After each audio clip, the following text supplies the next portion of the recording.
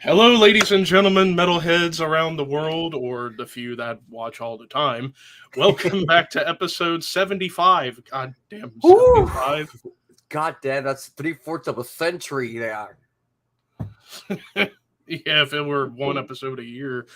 But yeah, we've got a very special episode of the Horsemen podcast. Today we are joined by the second man we have gotten from one of my faves, Blood Red Throne. Please welcome Yngve Christiansen, otherwise known as Bolt. Hello. How's it going, sir? It's going very well.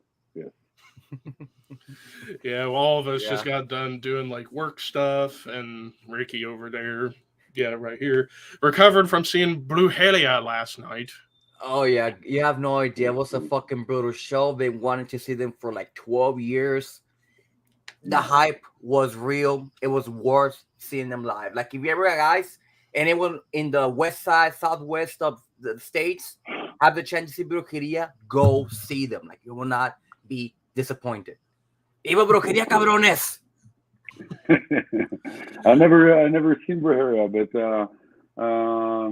not the last time, but the Mexico trip we did before Corona. I think it was before Corona, or it was this fall. I'm not sure, but I was standing at the airport check-in in some city I don't remember, and then it was like 6 a.m. in the morning, and then I heard behind me, Yngve, and I turned around. I was really like hungover, and it was Brera. That was kind of cool. So then we got to meet the guys. So, cool guys, cool band. Oh yeah, they're so nice. They're fucking amazing. It was a weird surprise having them there at 6 a.m. in some city I don't remember in Mexico. Small world. Mm-hmm. Yeah. But yeah, like I said, Bolt, you are the second man from BRT we have had on this show. We've had Gunner on here twice. First time was about a month prior to Imperial Congregation coming out, and we just had a fucking blast just being goofy and stuff like that, which is typically what Ricky and myself like to do with our guests. We like to always treat it like as if, we're hanging out backstage just shooting the shit, but of course the typical stuff. But I mean, like I told you, to go forward to. I know that's always the tough part. Yeah, one day it's always more fun in the back. Yeah.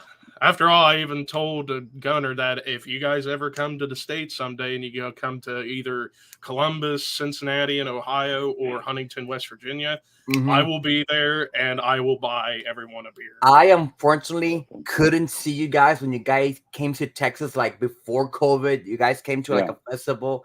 I so bad wanted to see you guys, but it was like on a work day. It was like, fuck. But hopefully next time. It was a cool trip, but unfortunately, I don't think we'll be heading to the States anytime soon. We're not allowed in the country, two of us. Yeah, I wonder why. Well, no, that's, we are two guys who are unvaccinated. Yes. Yeah. So, shitty shit, but hey, life is pain. Politics.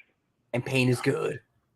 Depending on your situation. Not in this case. Not in this case, no. We want to return. We had many offers, and it pains us to say no. So even Maryland Death Fest now last time, and we also got offered 70,000 tons of metal this year, and that in Norwegian January, and say no to fly to Miami and Bahamas. That's not a nice setup. That's not a nice note to say. We really wanted some heat. Yeah. But hopefully, eventually, when all this stupidity stops and everything can be earned, we can see you guys. Because I know one of the many bands I want to see live is BRT. Just because, like I said, after I first got into BRT around Fit to Kill, I was just like, I was hooked from that point on. And then I gradually got into the older albums. And I became such a big fan. Like I told you, I did the album ranking back in Yeah, October. that was really cool. I appreciated that. That was Yeah. thoroughly worked through. Yeah. It was tough. It was so tough because, like I said, even like the albums I rank lower, they're still fucking great. It's just I always say BRT, one of the most consistent bands in the history of Yeah, death metal, bar none. like BLT doesn't have any bad albums. They're all fucking amazing. Like it's hard when a band that's so consistent produces such amazing albums. It's fucking hard to rank them. Like it's really hard. Like a band like Opeth, a band like Swallow the Sun, they're all fucking good. You can't choose one. Yeah, it's nobody. always, Also, you have two different aspects. Also, you have bands you like that are consistently like good and awesome, and you can always put it on. But then you have other bands that you don't maybe like in that way or feel are consistent, but they have that album you really want to put on. So it's a different way of looking at different kind of music, you know. So yeah, I for instance, like I really like Cannibal Corpse, but I don't often put it on. And then like Decapitated, which is a bad example because I'm not saying I don't like Decapitated. I love Decapitated, but they have some albums that are like, fuck, I need to listen to that now. You know, you understand what I mean? Yeah, like I would always say with Decapitated, Winds of Creation, that debut is just just for the simple fact of how young they were. Carnival was the one that made me like go the extra step of need to hear it, you know.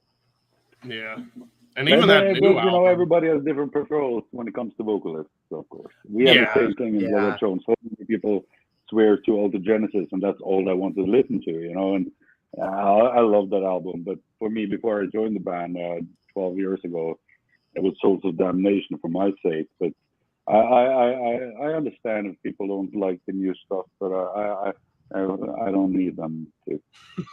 Everyone has their taste. I love them. Yeah, everybody has their preference, but I'll listen to anything BRT. I don't care. That's just the way it is. Well, speaking of recent stuff, I figured a good place to begin is the release of the new single, Lactrodectus. I hope I said that right. Because you did. Oh, thank God.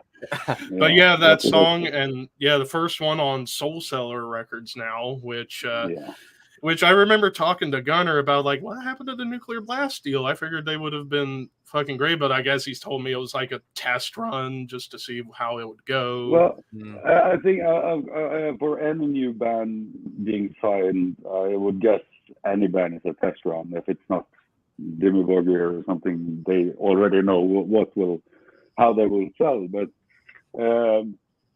Nuclear Blast also had major shifts in management, and from what I understand, the new people, I'm not going into detail, but the new people taking over Nuclear Blast, we didn't have any relationship with them, and I don't think they even knew who we were. So, of course, we were an easy kick, you know. So, but that's okay.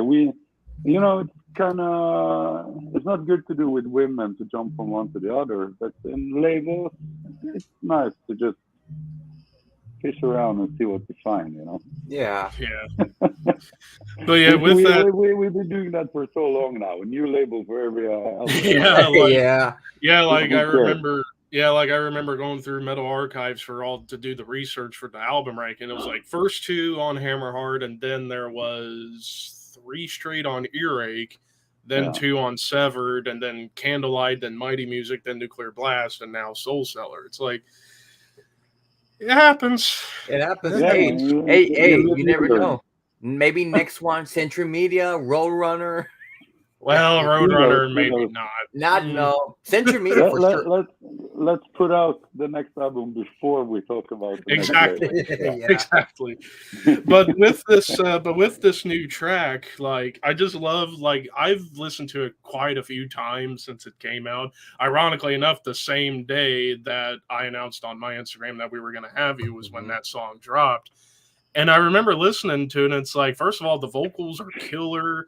And I love the songwriting chops on there, like Daniel, Gunnar, Yvonne, and Freddie just going to town with melodies and grooves and brutality. Basically, everything you could want from BRT, you get in that song.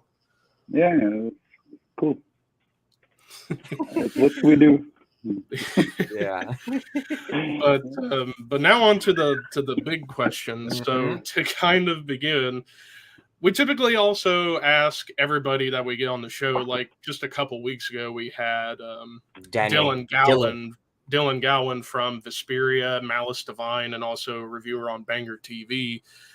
We always ask everybody, but like the origins of Bolt in this case, like how did you become fascinated with music and then into metal and then eventually the gigantic rabbit hole known as death metal? Like where did all this come from? Well, yeah. First of all, it came from my dad playing like 60s music and stuff. He was a guitarist, so I grew up with the Fender Stratocaster in the living room every Saturday. You know, so listening to Shadows and Elvis and all this stuff, and then from there I just I still listen to that kind of stuff. A lot of 60s music. I went also into more like Weezer and Foo Fighters, Nirvana, Guns N' Roses, you know, in the 90s. I didn't really have any impasse to metal. There was nobody around me who introduced me to metal. But I remember, I think it was 16 or 17. I was out drinking and I stole a CD. You know, before you used to have the commercial CDs with magazines in the stores. So I used to, every weekend I was out drinking when I was young, I used to steal CDs and listen to that, you know, when I got home. And then it was one rock song. I stole it because it was Blink 182 on the cover.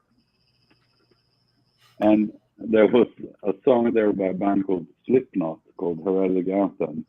Oh, yes.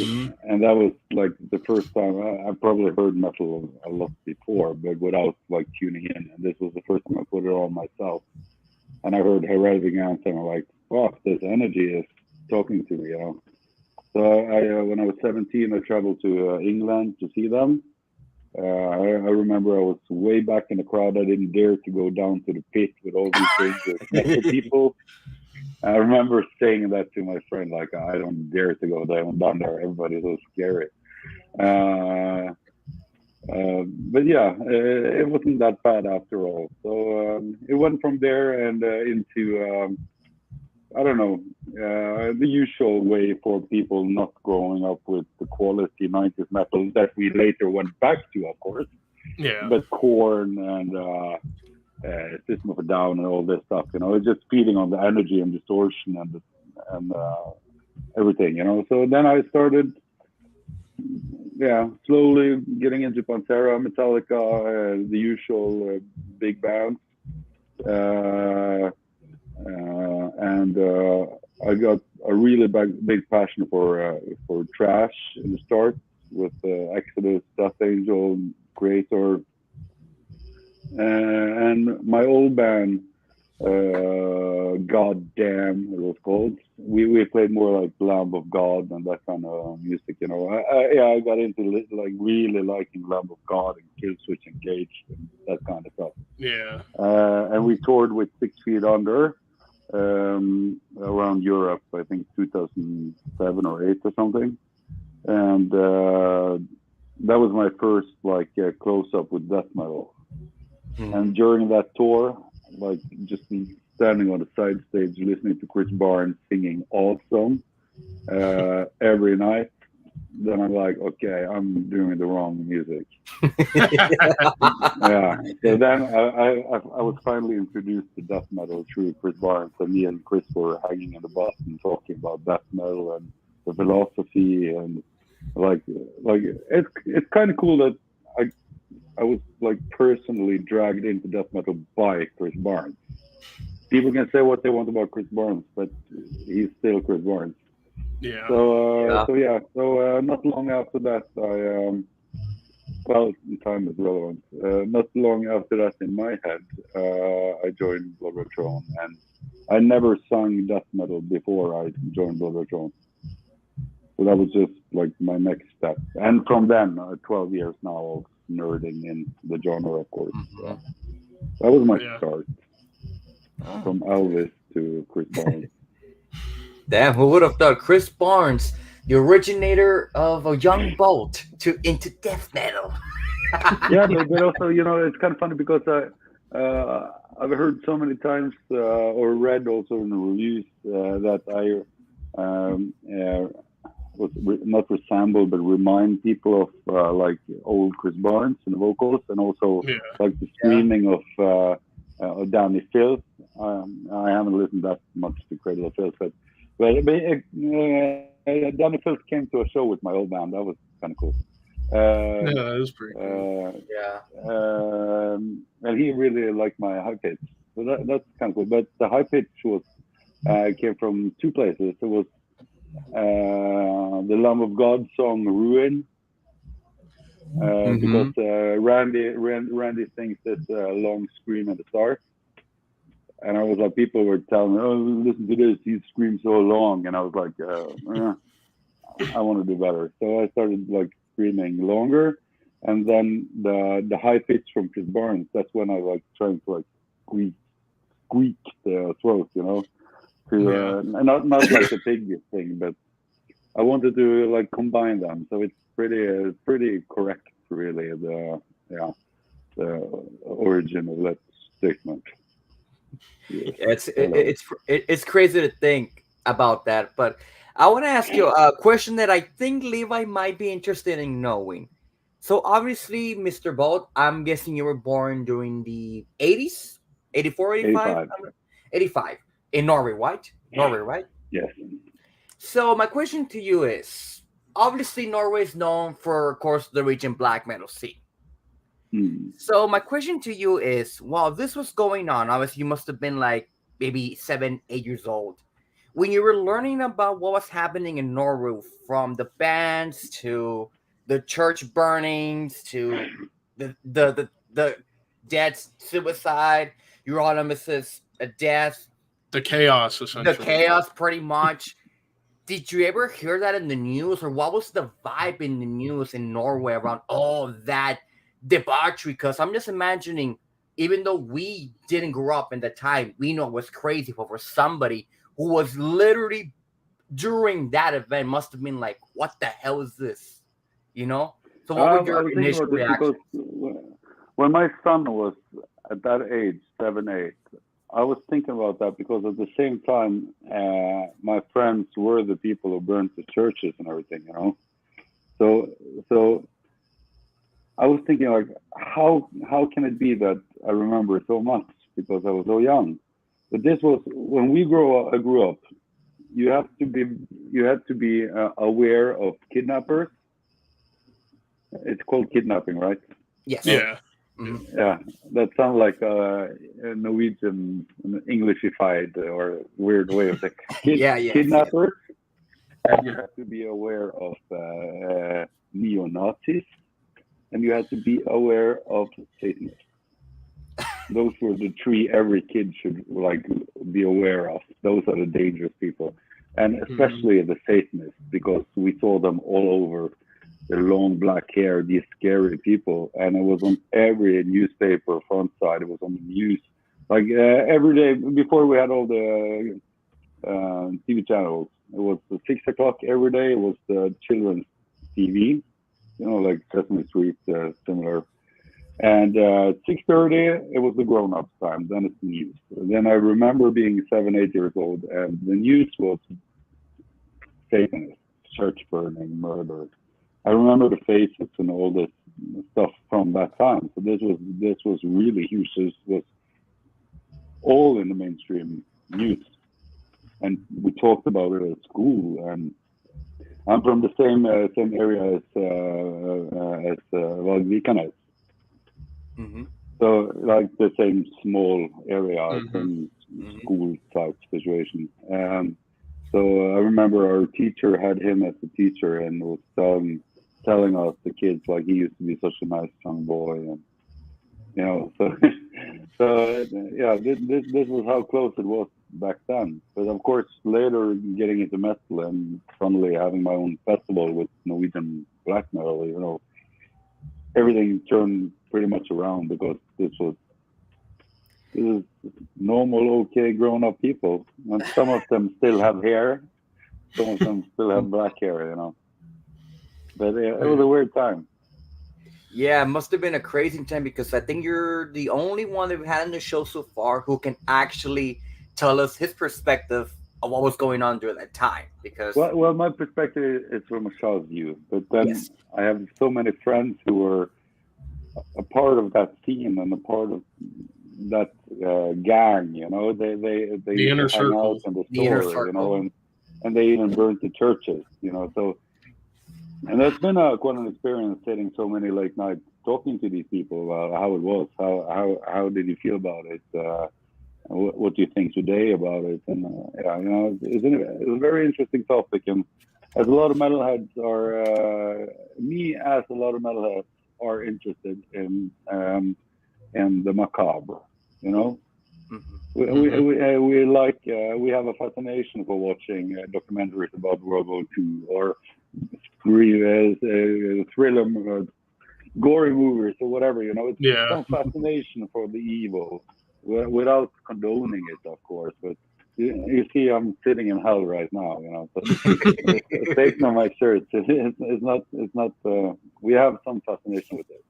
So being able to sit there and talk to people who are part of it, when they also have distanced themselves so much from it because years have passed, it's been quite interesting. Yeah. Mm-hmm.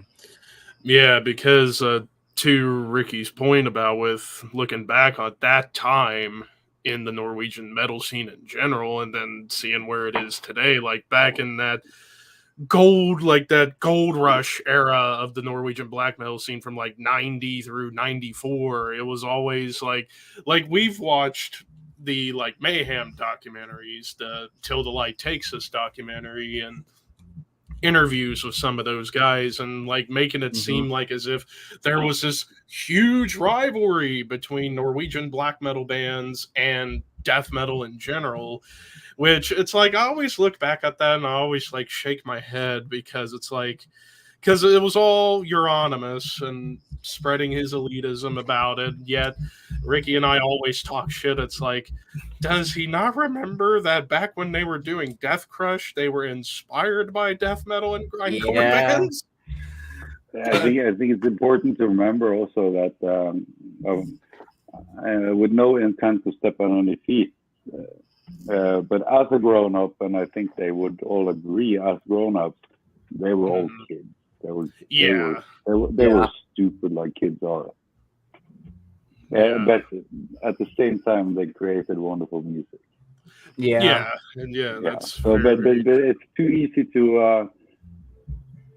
to see the adult or the successful version of a band and just copy paste what you see of impressions over to the young person, you know, because this weren't Mayhem or Satyricon or Gorgoroth or anything in the sense that we know them today. This was young kids with makeup playing at the school gymnasium stage or stuff like that, you know.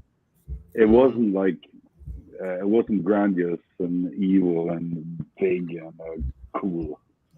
I think probably if you would jump back in time and go to one of those shows with the crappy sound and everything, I think you would be like, I think I'll go to the bar. Yeah. Especially I quit smoking a year ago, but I think I'm going out to take a cigarette now.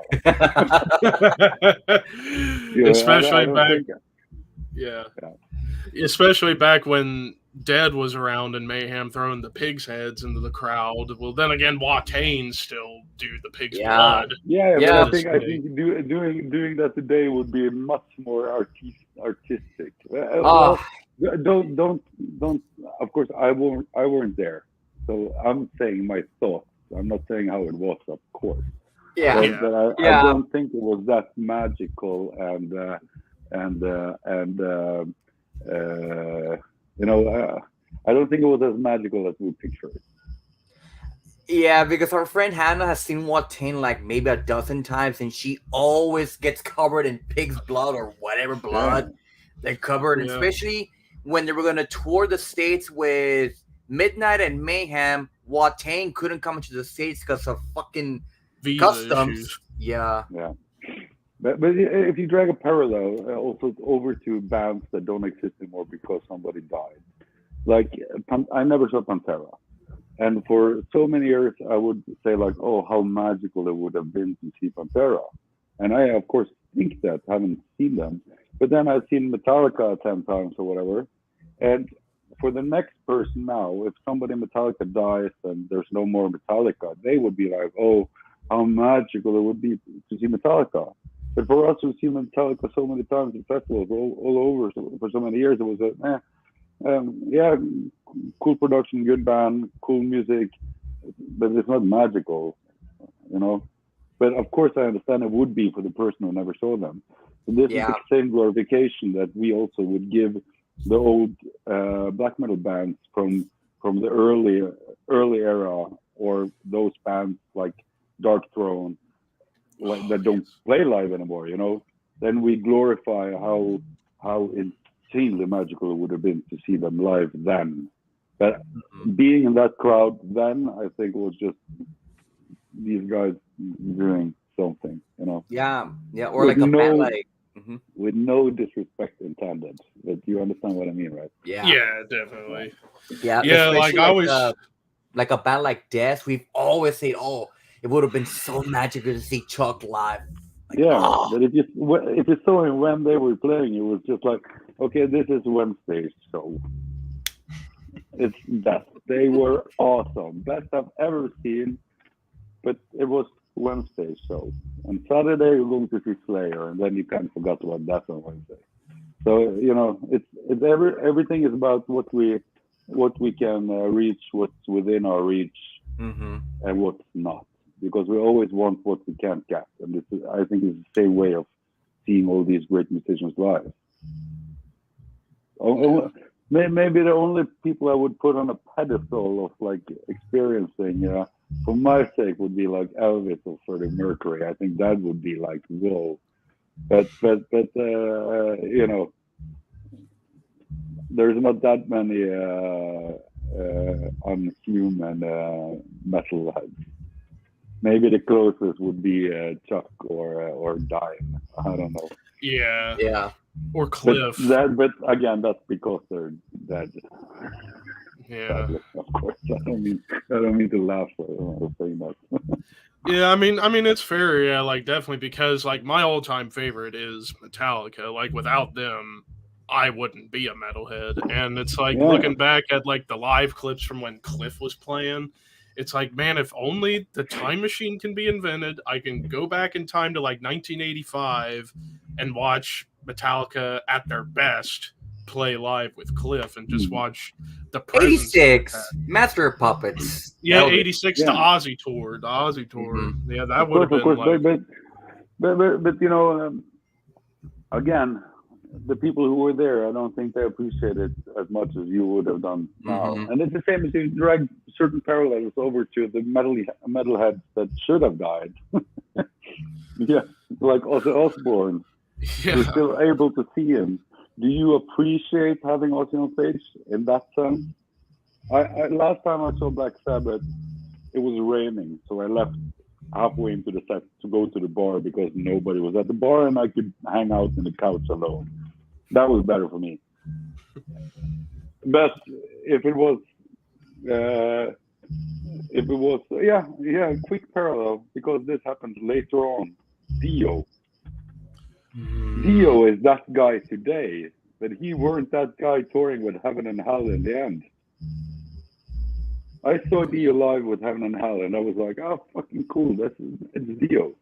Yeah. Then he dies, and I'm like, fuck, I didn't appreciate it enough. I wish I could see him again. It would be so awesome to see Dio. Yeah, I mean, it depends on, you know, when you grew up. Like, there's some people, like, one of the most recent bands that I wish I could have seen live was Power Trip with Riley. You know, unfortunately passed away, and I would have loved to see Power Trip with Riley live, but of course circumstances didn't happen. And you know, it depends on each person's age, when they grew up. You know, it all depends. Like you said, you with Dio, us maybe with like the Power Trip. It's a cycle. cycle that's gonna go on and on and on and on. Like maybe 10 years from now, people wish you could have seen a band like maybe, like you said, maybe Metallica. Maybe in 10 years they're no longer around, and then, they're gonna go on, and I mean the wheels gonna keep going and going and going. Yeah. And then you have like a good example. Well, in my book there is a big difference, but because I weren't into the alternative. But what if Eddie Vedder died instead of Kurt Cobain? Yeah. Would Pearl Jam be the legends, and Nirvana still playing at Coachella Festival now, and people be like, yeah, they used to. That is an interesting what if. That was interesting, because with Kurt being how he was, I mean, I think Kurt would have checked out. Of course, I don't totally agree with my own example here, because I was never into Pearl Jam, and I did like Nirvana, but you understand the concept of when you can't have it anymore, that's when you want it. Same as with girls, right? Yeah. Yeah. You don't appreciate the girl before she leaves you. Yeah. Oh, yeah, Levi? Metallum? I thought you were gonna go somewhere else completely different. No, maybe later on.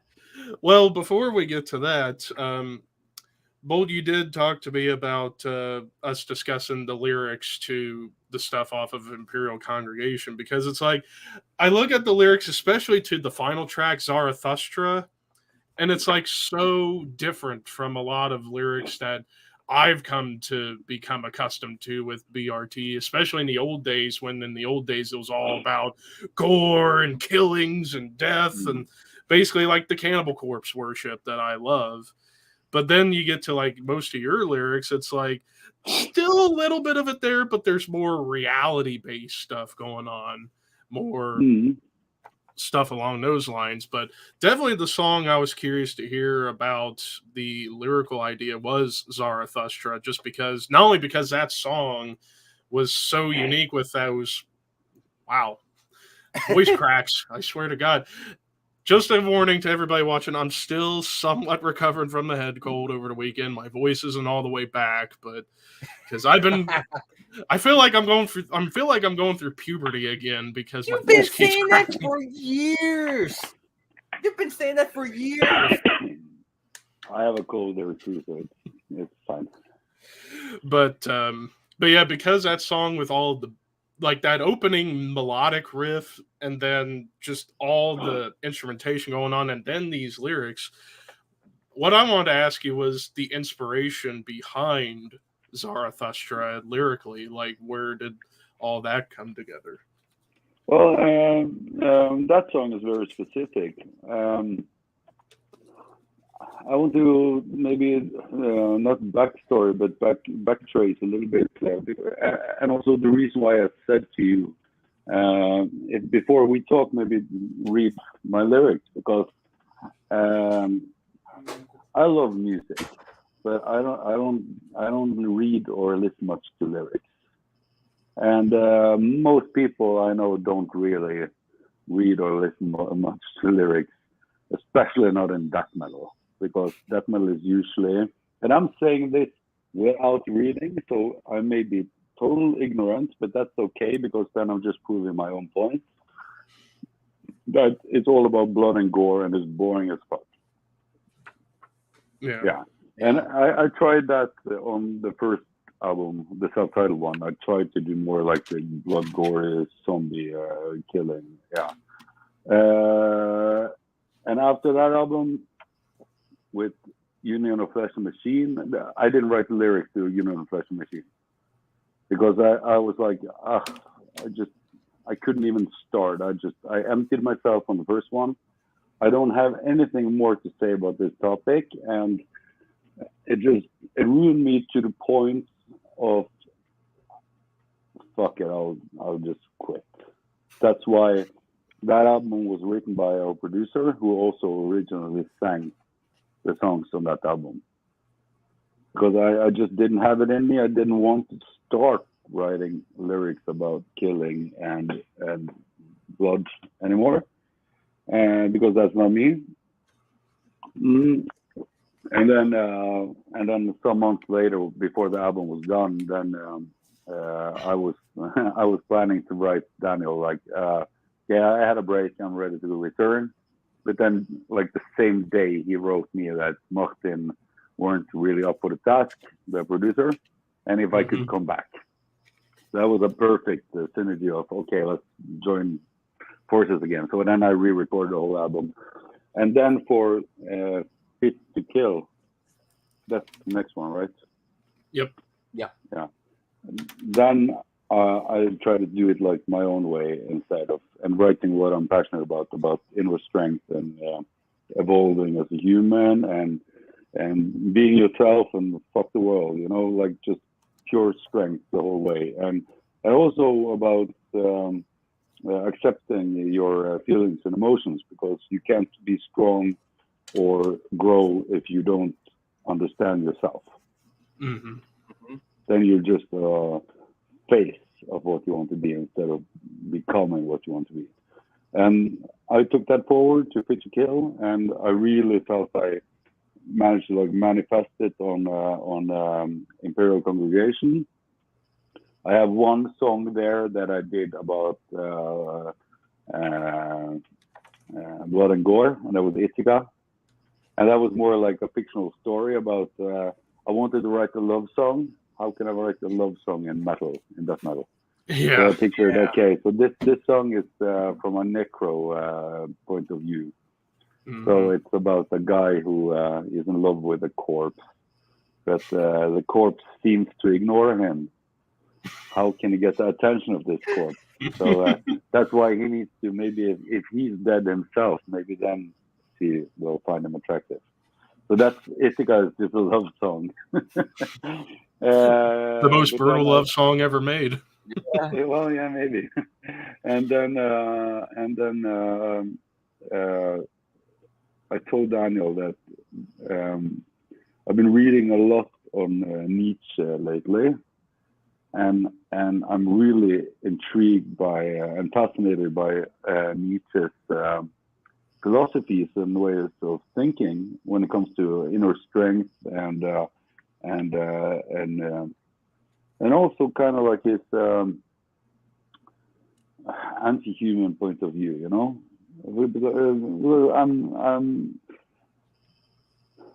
Misanthropy is, if that's the right way to. Nihilism too. Yeah,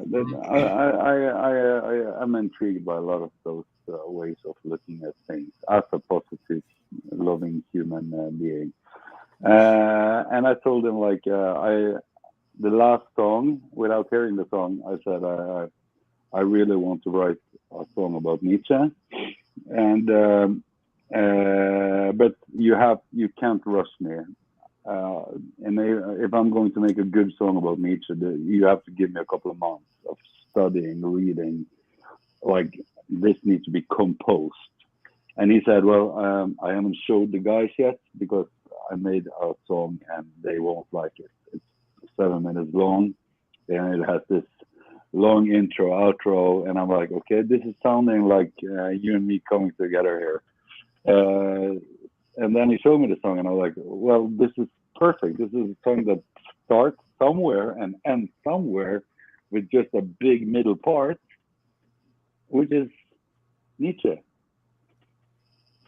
Yeah. Where did it come from? Where did it go? Yeah. So, and we were right. The other guys didn't like it very much, but me and Daniel were really happy. And I got the song, and it took me, I'm not joking, this was the song that I spent the most time on the album. It took me about 15 minutes.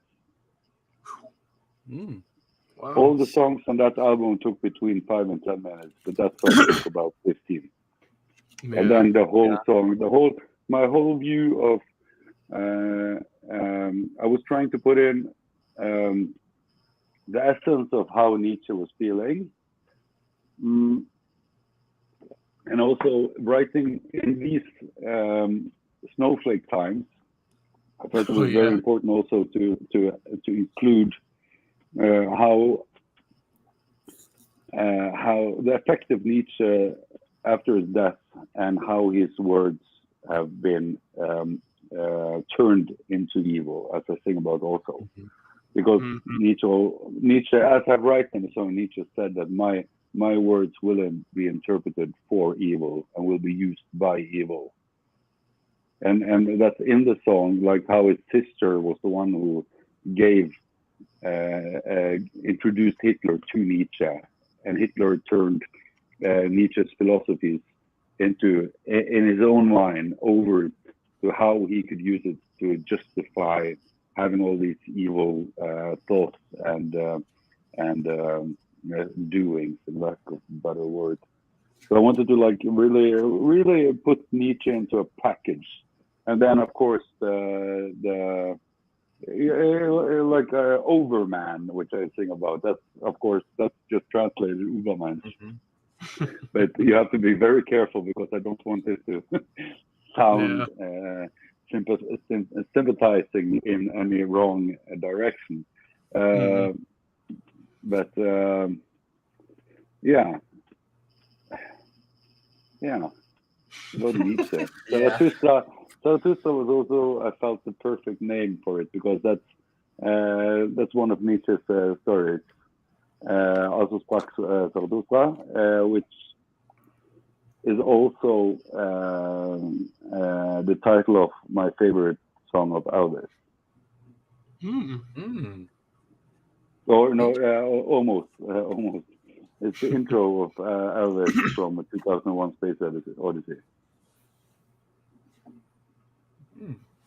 Very interesting. So I tried to like combine here like a little homage to Elvis through Nietzsche doing this. And the same as on the Fit to Kill, I had Bloodity. That was first Space Bloodity. That was a little homage to Space Oddity from David Bowie. Oh wow! Yeah. Can't go wrong with Bowie. No, you can't. I always try to make up some words to just create my own logic, because nobody will ever hear it or read it or understand. Create your own language while you're ahead. Yeah. But nobody's listening. You can say what you want. Yeah, but definitely like the most intriguing parts on Zarathustra was the last two sections here that read, probably I'm going to butcher this one word, but Dionysus, I probably said that wrong, but defeating rationality, human behavior exceeds in creativity, shallow views enriches the system, moral courage in your own mind and integrity, eternal return and misconception, good and evil does not exist, eternal truth void to moral intrusion, feel your own ethics, the rest you resist. Like, goddamn. Yeah. I am very proud of the lyric. As I said, I'm not bullshitting or being a tough guy. It took less than 15 minutes, and when I read that lyric, I'm like, what the fuck? Because I sent it to my brother, and it took a couple of days before he answered me, and I'm like, so are you going to give me any feedback on the lyrics? And he said like, well, this whole thing looked like bullshit when I got it, so I had to really Google every fucking word to see if this made sense. And he said like I couldn't find any mistake. And I'm kind of proud of that as a Norwegian because I'm not good in English. So and there's a lot of weird words I use there. I think I would go as far as to say that reading Blood Red Throne Zarathustra would be a good way to introducing yourself to the thought of Nietzsche and the lines that you maybe stumble upon. What does this mean? Then you could maybe, if you read Nietzsche, or as you do in 2023, go on YouTube, then the lyrics will make sense because the lines that you just said that was combined of books written by Nietzsche, stories by Nietzsche, philosophies by Nietzsche, and also the end piece of who he was when he died, Yeah, I would definitely say like that song as well as God is Dead by Black Sabbath. Those are two great Nietzsche songs out there for people to get into, all that stuff. But I But think also it's cool to have the platform of death metal to actually oh yeah, write Yeah. something that's a little more intellectual than just cut with a knife. You know? which I was gonna make the point, like I love my killings, gory horror movie stuff and death I metal love it when lyrics, others do it.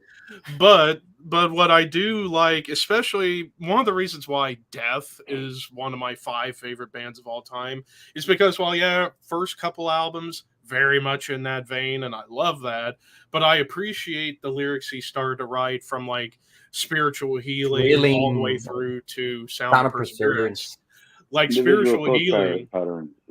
yeah, like Mhm. spiritual healing still had like gory stuff, but it was more real life Yeah. horror as opposed to tongue in cheek. And then you get from human Then individual thought patterns, symbolic, and like Sound of Perseverance, where Perseverance. it's like Chuck pretty much just said, I don't want to do these anymore. Kind of like to your point, like, I've grown tired of these lyrics. How about I try something different and see if it sticks? Yeah. Thankfully for Chuck, it stuck when he started to write more introspective, philosophical, Philosophical. reality-based lyrics, like basically asking the question, "What's my purpose in life?" Yeah. Basically Yeah, but telling all also these stories. when you have a platform, why not use it? You know. Oh yeah, Yeah. And for my sake, I put a lot of. It sounds like I don't by saying it comes so quick, but I can spend 3 weeks before I start a song because I need the right mode of the song. And then when I finally write it, it's written as a conversation. And what I'm saying doesn't take long to say, so that's the time it takes to write it. This is my thought right now, right here. Roof, that's the lyric. And I'm not going back and changing a word here or there. Maybe in the studio I take away if or something to make it the beat fit. But I still have the same sentence, you know. So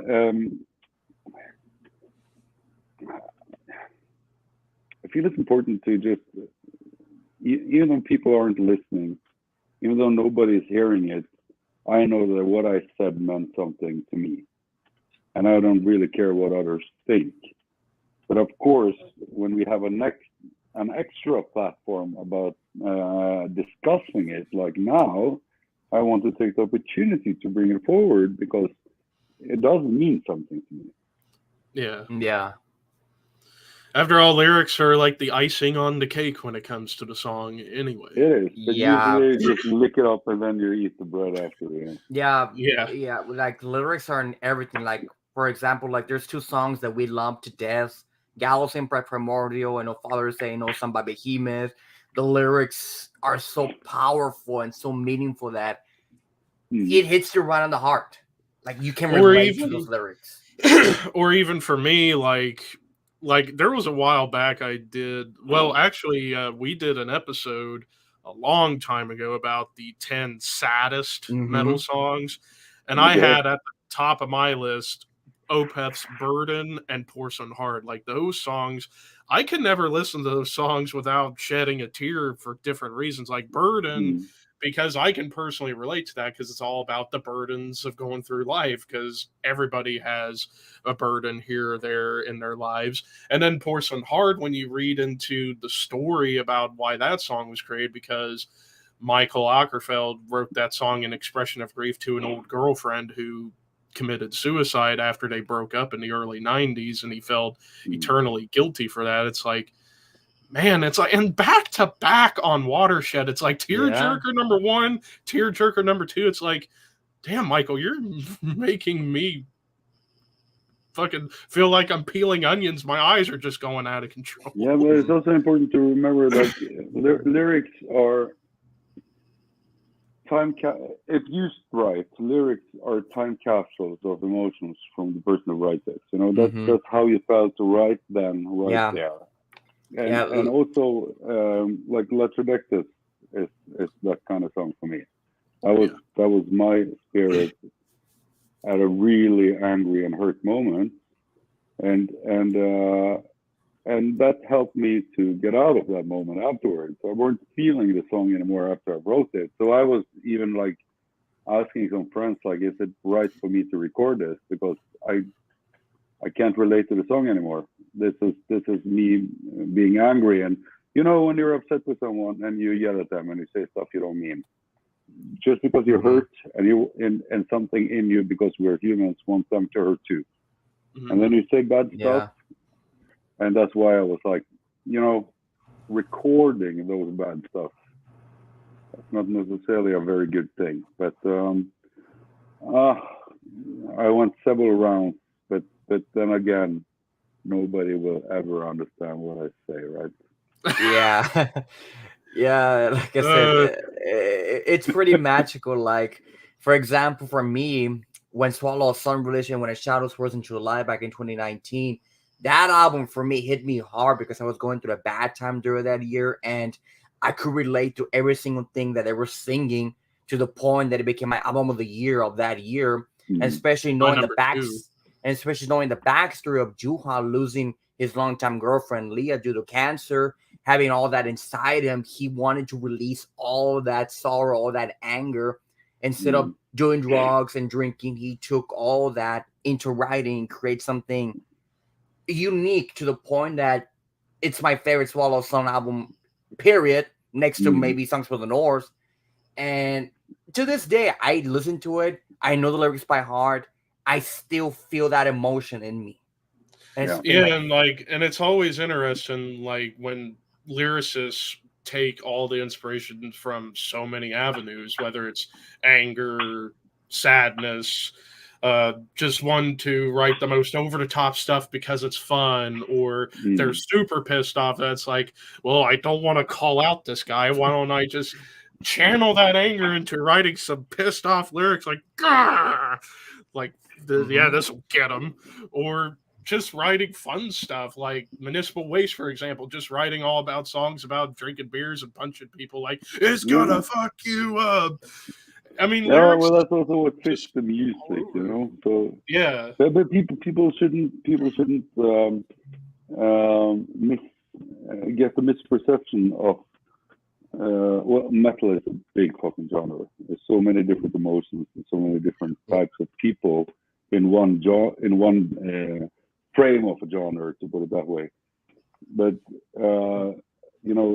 like people say, they're always surprised when they talk to metalheads how honest they are, or how open they are, or in touch with their feelings. And I think that's a great thing. I don't think doing aggressive or brutal or strong music should mean that you aren't human. It's I'm not saying it's a facade or a front. It's a different part of your own personality. It's a different part of the way you feel, but it's also a way of coping with the other sides of what you feel. So it's important to be in touch with your emotion and be and there, for me, like, metal is strength.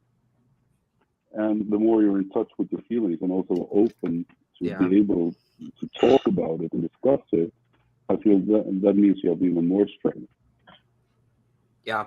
Another perfect example is Nurgle, when he wrote The Satanist. At the time, he just battled leukemia, and he was going to, of course, in Poland, the courts, because of what he does. But all that anger from battling leukemia to being the system, all that was inside him, that boom, created the album of the 20 teens.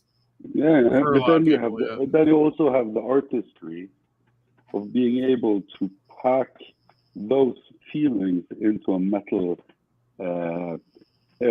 image, if you know what I mean. Using words to make it fit to kill. Yeah.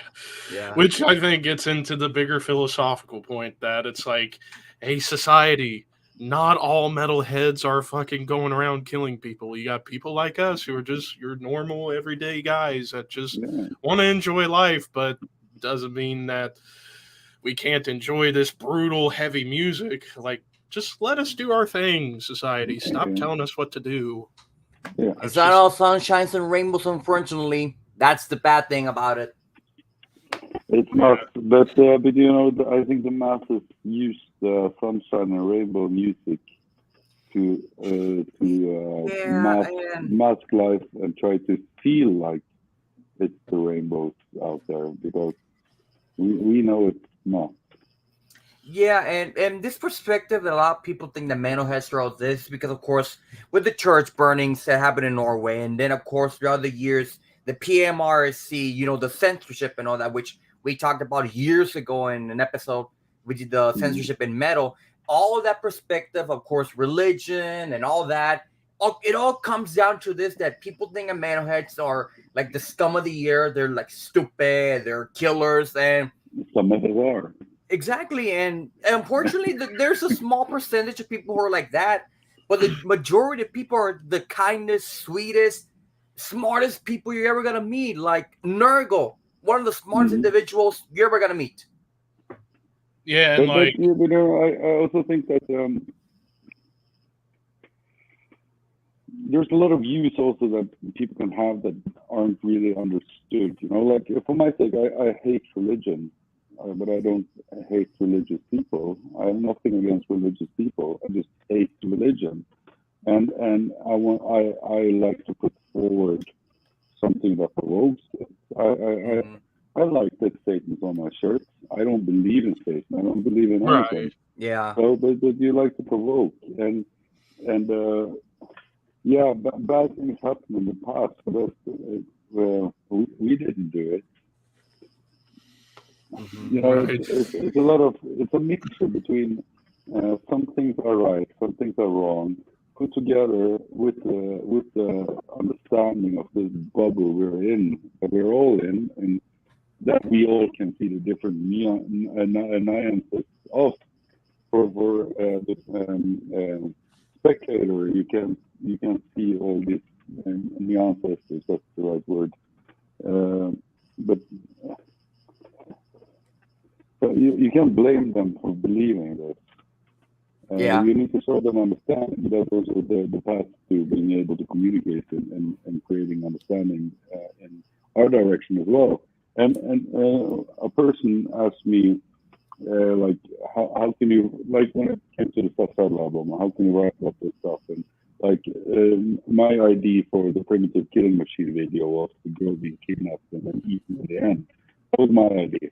And I was like, how can you, is this something you believe in, and blah, blah, blah, you know? And then I tried to give the example of the 2 steps back, and then remember, somebody made the Scream movie or Halloween movie or The Grudge or Saw or Hostel, all these movies, you know, but the director or the writer of the movie never wanted to portray his views of how the world should be, that people should be killed by needles or hacksaws or whatever.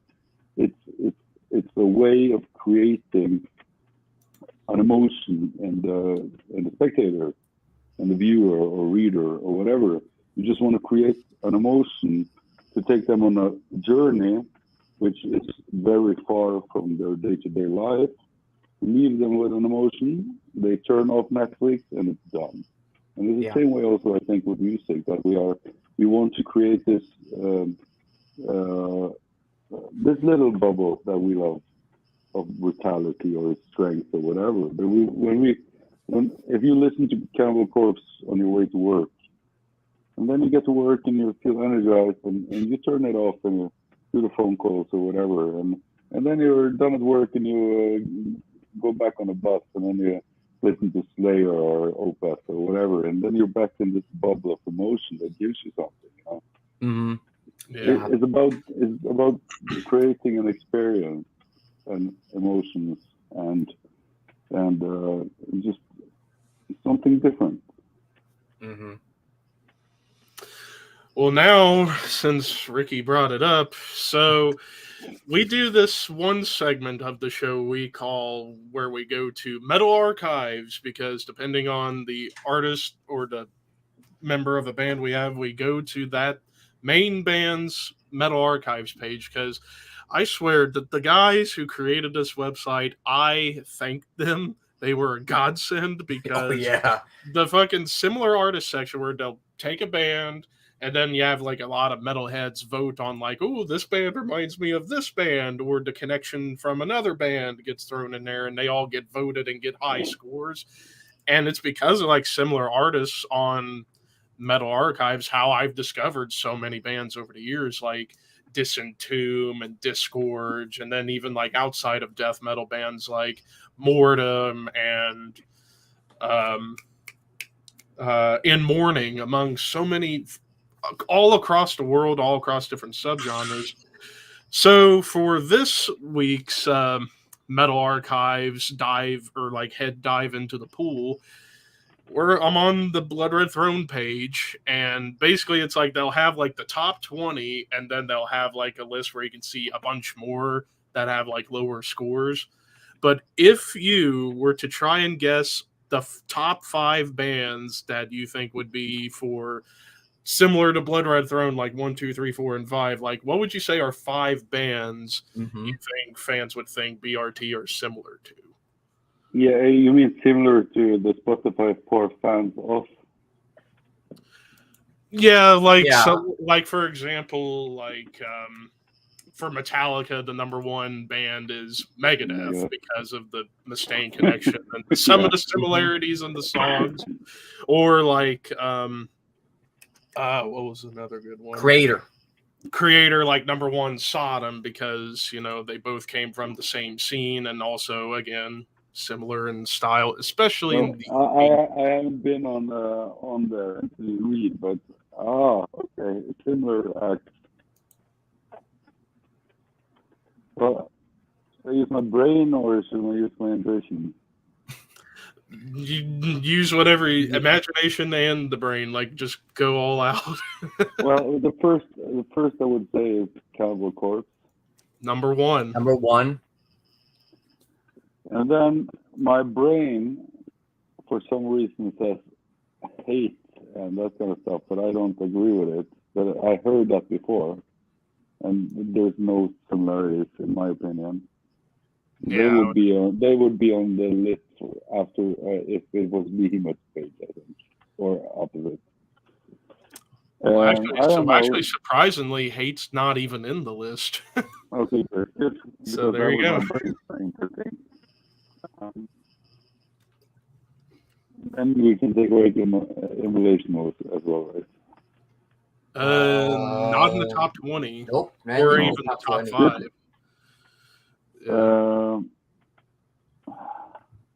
What do we sound like?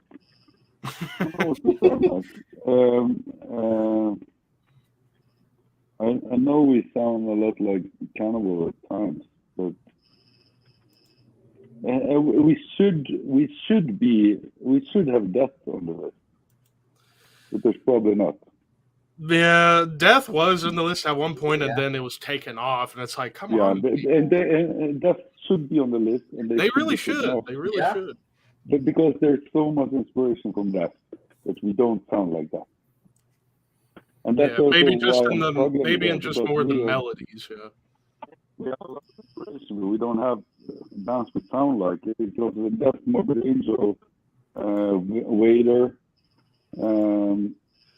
Vader actually they're actually number 11 on there. And for the new album, I think we should have Suffocation there.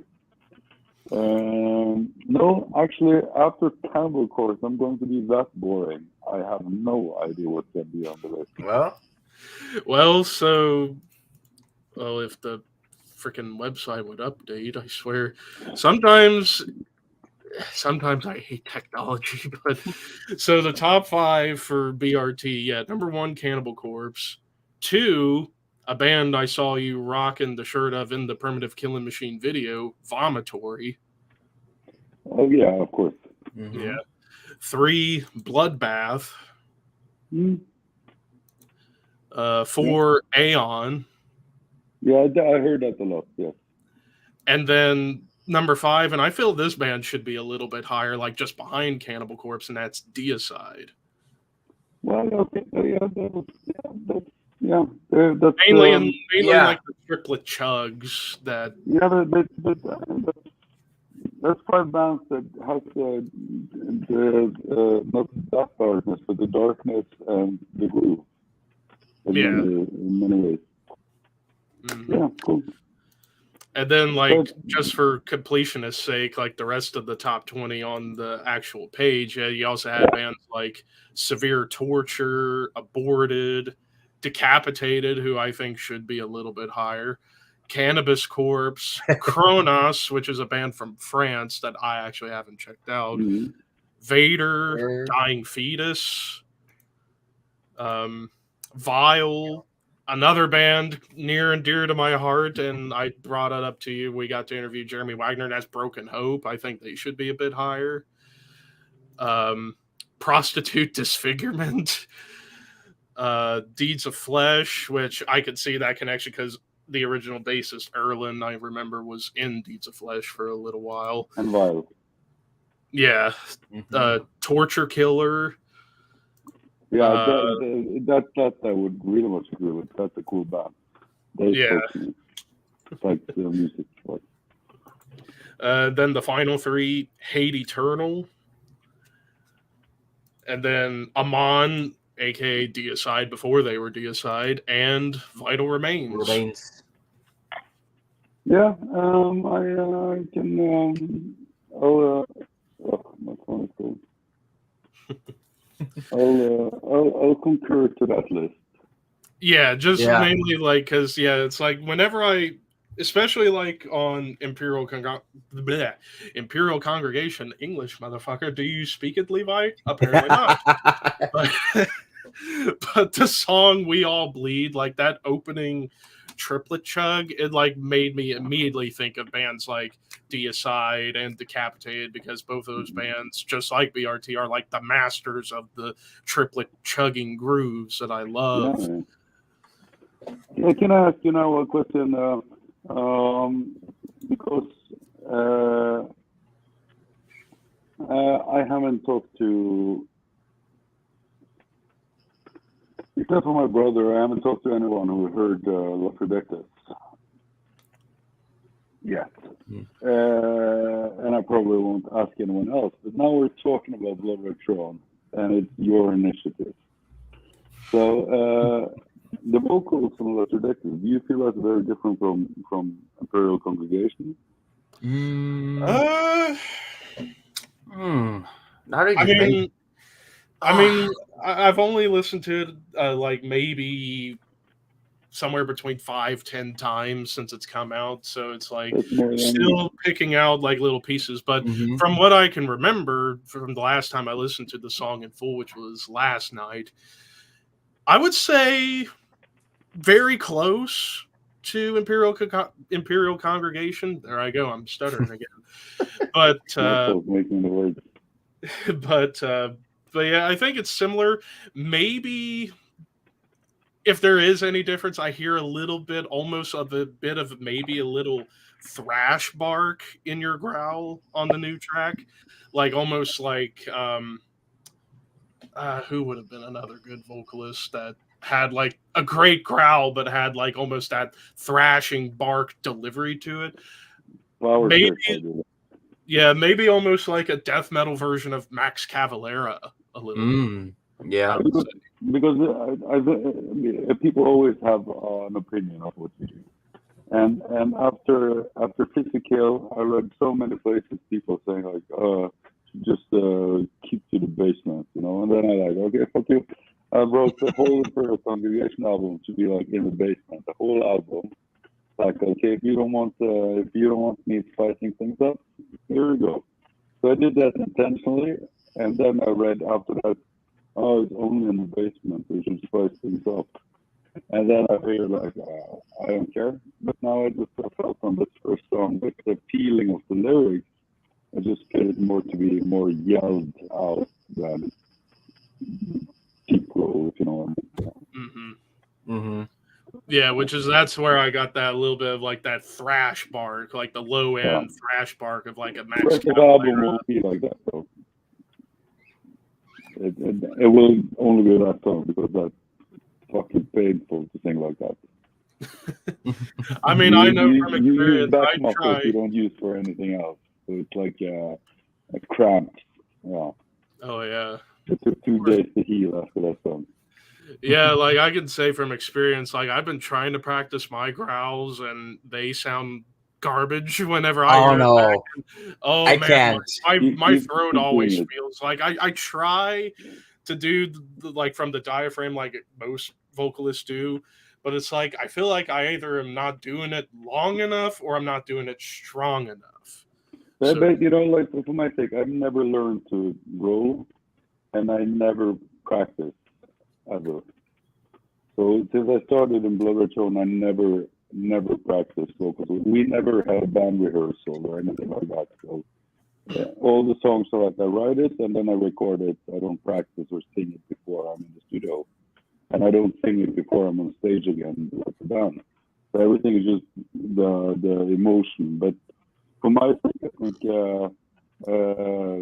how I do my vocals is more visualizing than technique. I imagine like visually where I want the song to be in some landscape I have inside my head, and then I just go for it. And of course, doing it all years helps, but because that in a sense is kind of a practice. But just visualizing what you want to be like. If you want to be, then you have to just feel like, okay, now I'm there. yeah, like channeling like something you're doing into turning it into a death. Yeah, I'm not thinking this needs to go lower. I'm thinking like my brain needs to go lower. You know what I mean? I'm visualizing. Yeah, like.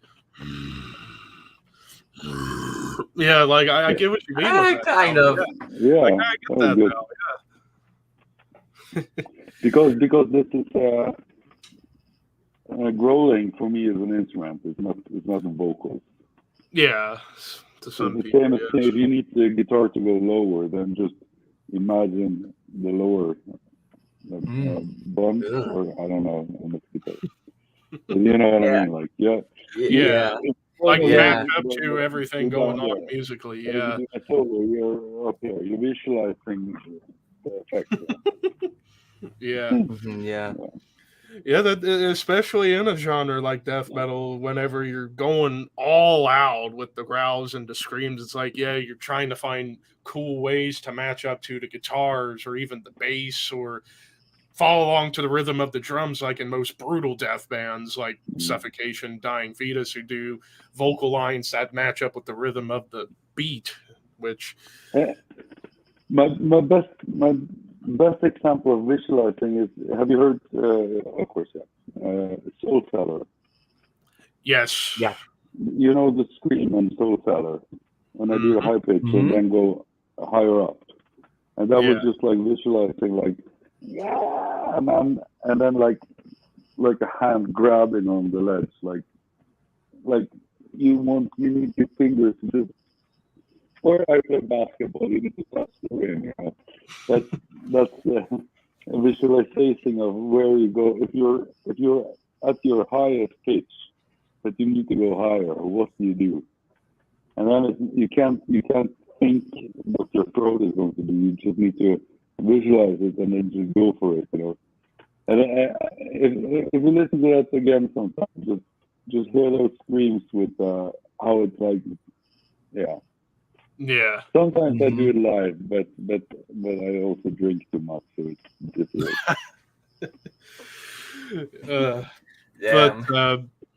But actually, going back a little bit to the screams, like you was bringing up, like Randy Bly from Lamb of God. Like I remember whenever I finally got this fucking album after ages trying to look for a copy, and I found one. I had to pay a ridiculous amount of money, but I was like, "Fuck it, I'm gonna bite the bullet just so I could have the whole BRT catalog finally."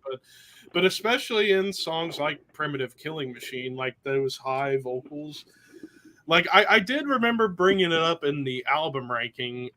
I thought they sounded almost close to like Peter Tattergren from Hypocrisy a little bit. Yeah, I heard that a lot too. And that's a good compliment because I really respect Peter. But yeah, no, there's nothing. There's no inspiration in it after just trying to break Randy with really interesting. So it's just if I was a guitarist here, it needs to squeal. Then I did the same. There's no like inspiration in it. It's just like that's what I wanted it to be on the track. Yeah. Yeah. And I know you're playing the fifth. How much you spent on that CD? Because I know how much you spent on that CD. Yeah. You should have just called us. I actually did. I did message Gunner about it. I was like, "Hey, do you think it's possible you could ask the other guys in the band if they had a spare copy I could buy off of them?" And he came back and said, "Other than their master copy, they don't." And I was like, I guess I'll just keep looking. I think I have one.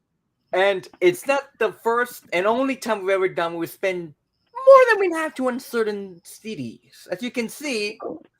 Well, I appreciate it, but I don't think we earned the extra by it. I can't remember earning any cents on a CD sale ever. That's how music is today. But which perfect segue. Again, I always love these. We always talk about with everybody that we've had on the show, everybody from Daniel DK to Dan Swano to James McBain from Hell Ripper to Jeremy Wagner. We always like to bring up the physical media stuff or like digital media. It's because, as you can tell, Ricky and I are both the CD diehards. I know Gunner's a big vinyl guy. What about you? You a CD guy, vinyl guy, cassette guy, or digital? I used to be. I collected vinyls, but mostly fine vinyls, and CDs. I had some stuff like you have, like in my living room, the wall of CDs. Mm-hmm. But then I used to, as I said, I used to collect signed both CDs and vinyls. But then when I started playing so many festivals, it suddenly wasn't that appealing anymore because I can't run around to everyone I'm drinking with and ask them to sign a CD. Yeah. And then, of course, being a collector, then you feel like you're missing opportunities. Mm-hmm. So it kind of ruined my focus on it, and also, of course, suddenly driving electric car 12 years ago with no CD player, and where the fuck are you going to listen to a CD anymore? You know, I don't even own a CD player anymore. So now I have all my CDs, I have all my vinyls, but they're in storage. So I total support the physical market.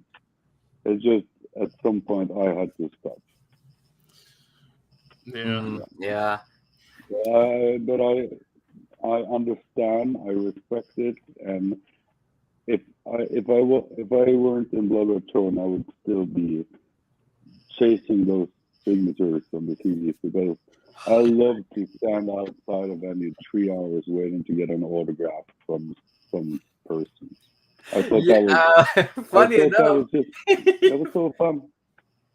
Funny enough, from seeing Brujeria last night, after the show, I actually waited maybe 10 minutes after the show ended. I actually had the opportunity to meet Juan Brujo, the lead vocalist, and I got to meet Pinche Peach from then. I actually got my CD signed from them, which was fucking cool. And, it's one of those things that me as a collector, when I start collecting more CDs, because this fucker got me into getting more CDs.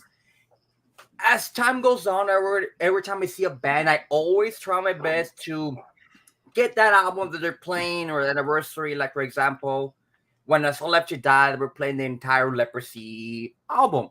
I got to meet both Rick Ross and Terry Butler, who play on the album, and they both sign it, which to me, that's like a big, big deal for me. That's awesome. I totally understand and support it. But now, the good thing for me now, having all these CDs and stuff signed, was that now with Corona and really bad financial times, I sold half my collection to pay electrical bills and rent. Mm-hmm. And I weren't sad about it. I sold Guns N' Roses signed Appetite for Destruction. I sold Metallica, Pantera, Slayer, Motorhead. I sold so much stuff that I would never sell, but being suddenly a grown up, it felt better to pay the bill than to keep it, because it's some things like Johnny Cash signed San Quentin, and of course I have a Vulgar Display of Power signed, and a No Remorse signed, and I still have some jewels that I won't get rid of, but they were framed on the wall.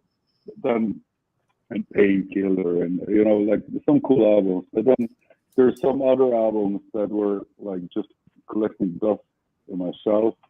And like I had them, I cherished them, I took them out so often and enjoyed them, but now someone else can enjoy it. The only thing I really that really hurt me selling was Elvis Presley autograph. And I sold it so fucking low just to pay electric bills so they wouldn't turn off power. Because I had, during Corona, I had in total a full year with no fucking income. Oh, jeez. So I had to start just not to have the electricity turned off. And that sucks. But the rest is okay. Yeah, I mean it's understandable. I mean, you gotta pay your bills and all that, but oh man, a signed Elvis sucks itself. And of course, I'm keeping like all the autographs that are 2 bolts, with a message. Because if we're touring with a band or we're hanging out and buying a vinyl, then I don't. If your friends, I'm like, sign this to me, But then it's like a card, It's not an autograph. Those are fun to still have and keep and collect, but just But as much as I sold now, just in the past 2 months, I'm thinking like, fuck, I should just keep doing it.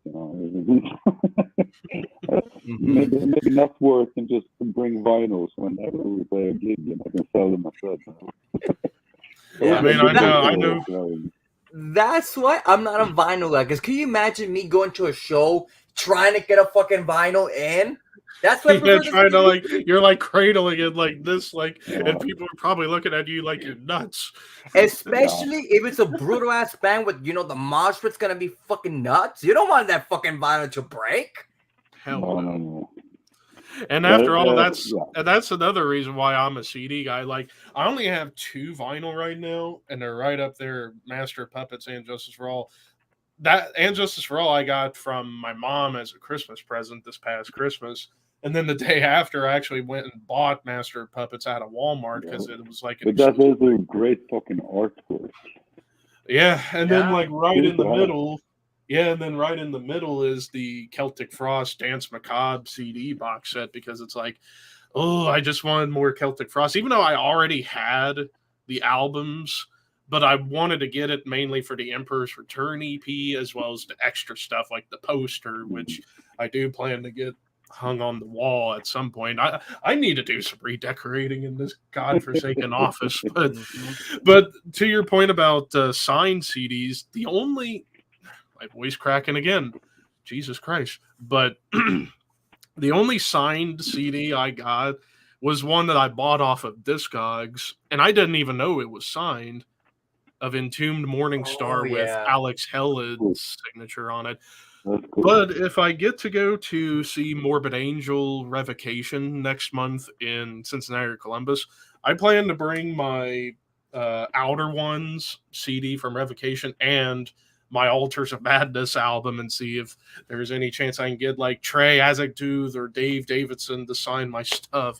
The trick with the CD covers is if you have cargo pants, you have the big pockets on your legs.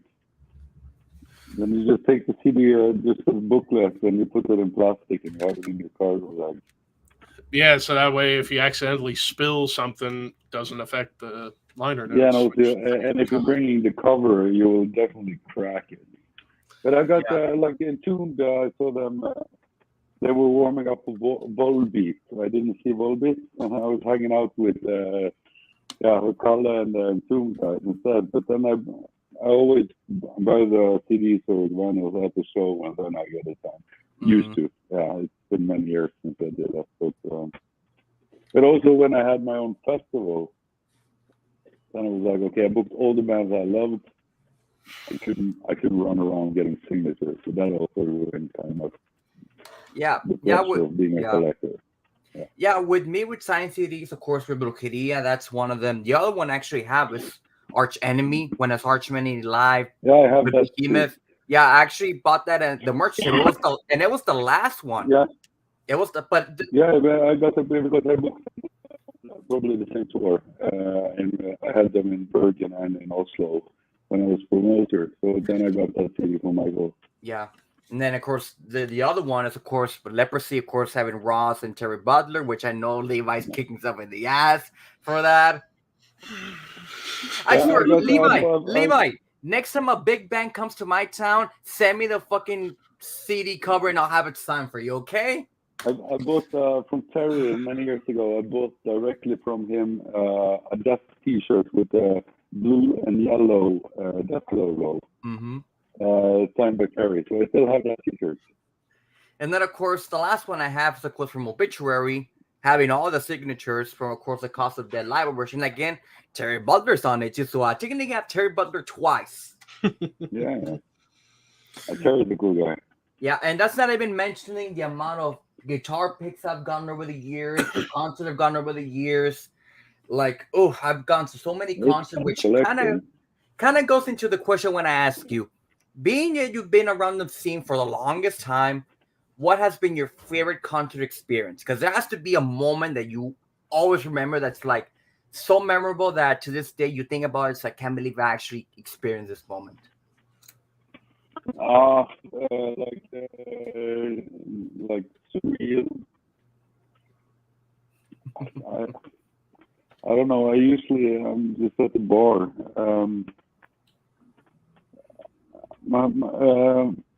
My best shows weren't related to being, to put it that way. I thought seeing Devin Townsend play the whole deconstruction show in London was pretty amazing. That was a CD I really enjoyed for a long time, and then I saw the whole CD played from start to finish. Also, first time I saw Gal with God Seed was very special because his persona on stage is magical. I think maybe I also Hank with me is Motorhead at Bloodstock in 2012 or something. That was first time I saw Motorhead was 2004. So and then I met Lenny backstage. That was cool and all, but there was something about that Bloodstock show that was special with Mickey D with the drumsticks like a fountain, you know. I don't really have that many like magical experiences. The one that moved me the most was funny enough, Daniel playing. We played a festival with Godseed. It was the same night as the specific. I've seen God many times, but this specific show was called small festival, like small venue, probably 200 people in Norway, and Metal Fest. We played and Godseed and some others. But then Daniel played with his other band, Kubel 60. And the sound was magic, the music was awesome, but it was just something about, I was standing behind with the mixer and just looking around like, fuck, it's cool to be a metalhead. I never enjoyed life more than that show. I almost started to cry at the black metal show. That was a special moment. But I experienced many cool, fun stuff, you know, and seeing bands on side stage that I couldn't dream of 5 years earlier, you know. But I don't know. I'm sorry, I don't have that many special moments. I think as time goes and you experience a lot, it's easy to take for granted what you experience, you know? Yeah. Because it's the new normal. And at the same time, I always say, like, if I'm in a certain situation with certain stars or whatever you want to say, I always try to take myself a little bit out, like mentally, and say like appreciate where you are. You know, you're hanging out with these and those people. Like, you know, you have to appreciate it. You know, so other people are like, hey, they're just humans, just people. But like, yes, they are. But 5 years ago or 10 years ago, these were gods. This was the reason you wanted to party on Friday after work, because you wanted to listen to the music and drink with your friends and just play the fucking songs on repeat, you know. And it gave you everything to just be a fan and a metalhead. And I think it's really important to never take that fan out of the musician, you know. So yeah, I have thousands of memories that I cherish, and I don't have that like I can't believe I'm here thing, sadly. Yeah, one of my most memorable concert experiences, and I've told this story a billion times, was when I waited to see the guys from Cradle of Filth. I almost met everybody except for Danny and, of course, Daniel, the bassist. I couldn't meet them because it was already getting late to go back town.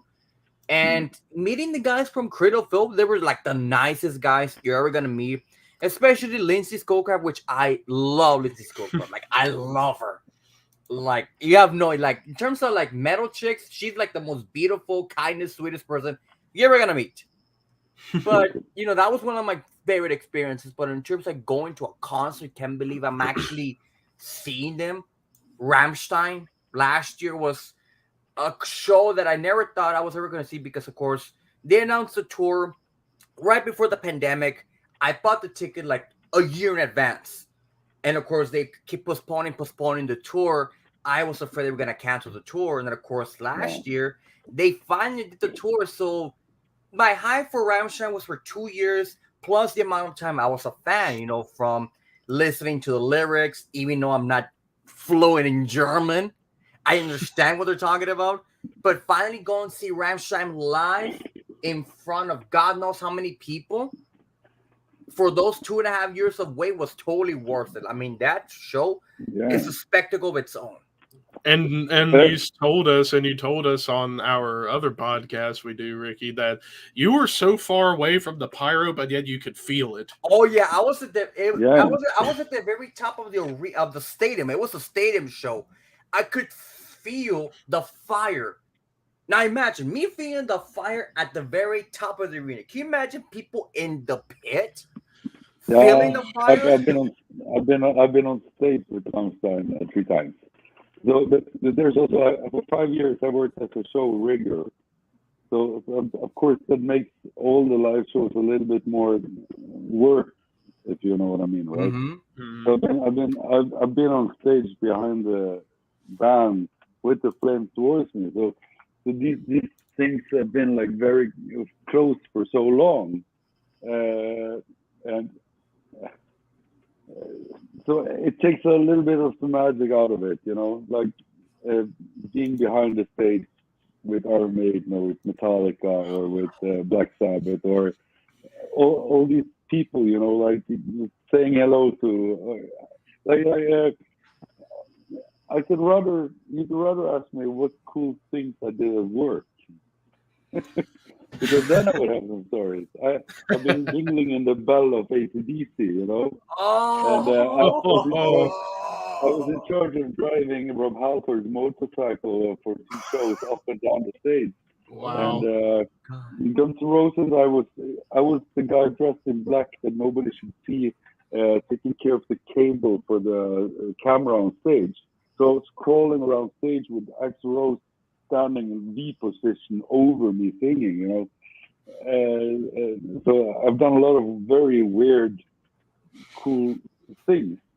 But yes, the most magical one was Slayer. I worked with them. When I say with them, I haven't worked with Slayer, but I've been doing the stage work for Slayer several times.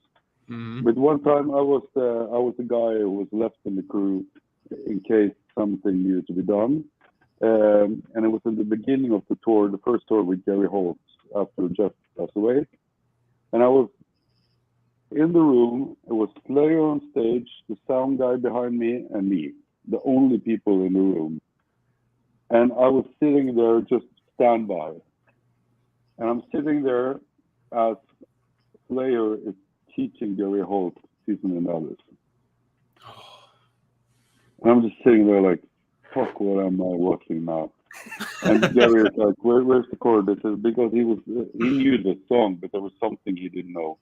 And Carrie is like showing him how to do Season and Others. And I'm just sitting in front of him like,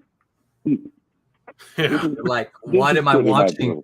What am I seeing here? I have a lot of stories like that, which is before and after the show, you know. So that was the most magical, I think. Yeah, like I said, it depends. Rammstein also, I was not this tour. I was part of building this gigantic stage. You know, I was a climber. I had to put it together high up. You know, so. But then the tour before that, there was an indoor tour, and the show started with like what's it called? Chopping their way through these coal screens, and I was holding the screen up for the one guitarist, and then I was standing there like holding the screen, and he is supposed to put his axe through the wall right next to my hand, and then he probably did it with that guy every night. And he started swinging against my head instead, just to mess with me. And I was like, that was a little bit weird. Having a Rammstein guitar swinging an axe towards my head. Yeah, or just imagine for working a show for Rammstein, seeing the drummer fucking carrying everybody like as if he's a dominatrix and they're all on the leashes crawling to their set. I wish that would have been wild. For Mind Tide, even though they did sing Mind Tide, they just brought up like the fucking what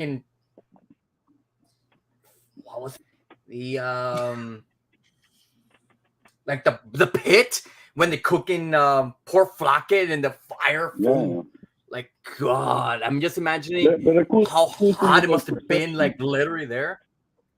It's boiling on stage, but a cool perception view is like when I was young, like in my teens, and watching Rammstein on TV or PC or what the fuck I was watching on before we could watch it on our phones. I remember when I was a teen, I was like, oh, my dream was like to be as big as Till, you know. I thought, how you have like what you want to look like and stuff when you're around. And I was like, oh, it must be so cool to be so big and stuff, you know. And then when I met him, I'm so much bigger than him. that was a little bit cool. Yeah. And you would be surprised how many of these gigantic stars we idolize, how tiny they are. I was just about to mention, because I remember last August when we talked to Jeremy Wagner, we brought up a picture that he posted. Well, he brought up I brought up a picture he had taken on his Instagram when they were playing the, I think it was like Psycho Las Vegas, something like that, back in the summer. Picture of him, Ross Dolan from Immolation, Jeff Walker of Carcass, and Abbat. And Abbat just towers over everybody. And he's standing behind Jeff Walker going... but Jeff Walker is very short. But Abbat is a friend of mine, and he would look smaller next to me again, you know. So, but I'm a little bit bigger than normal Americans, but here at least. But, like I, you know, to be a death metal vocalist and have a little size.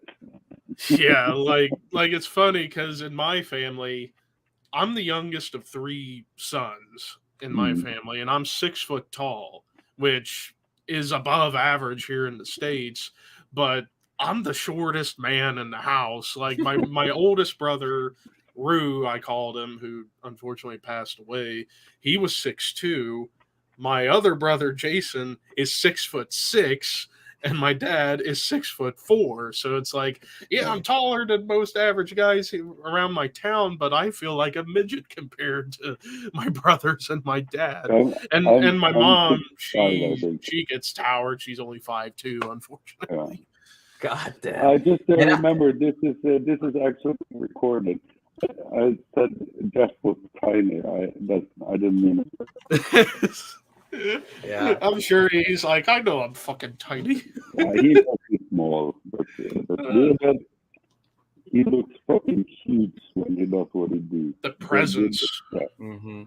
Oh yeah, and that can't be duplicated. That's presence. Yeah, it can be deceiving, especially watching. Jeff is. Yeah. Oh. Yeah. Yeah, Definitely. It's okay. After all, we had when we talked to Dan Swano and we were bringing up in the outro that we were going to have Jeremy on, and he was like, "Send him my regards." Although they were going to use me to mix Omen of Disease, and then they went with somebody else, the bastards. Well, I'm already in hell. So. It is what it is, but I think now I can't even stop laughing now. Oh my god! But I think that's a good place to kind of end today's episode. So that way we can let you go and do what you got to do. But thank you very much for stopping by on the show, Bolt. It was a real pleasure as being the second of 5 guys for BRT we've had. What's the question you have in 5 minutes that you are thinking that, damn, I forgot to ask about that?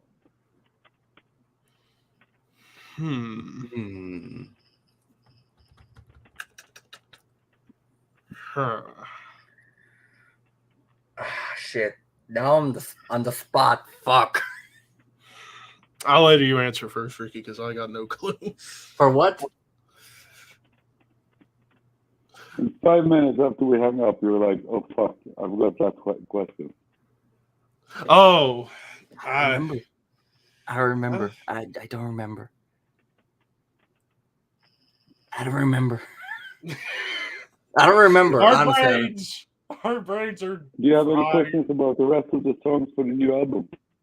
Oh yeah, we completely did completely forget about that because with that new song, and I remember reading on Instagram the press stuff you guys were posting about possibly a new album coming out in the second half of the year.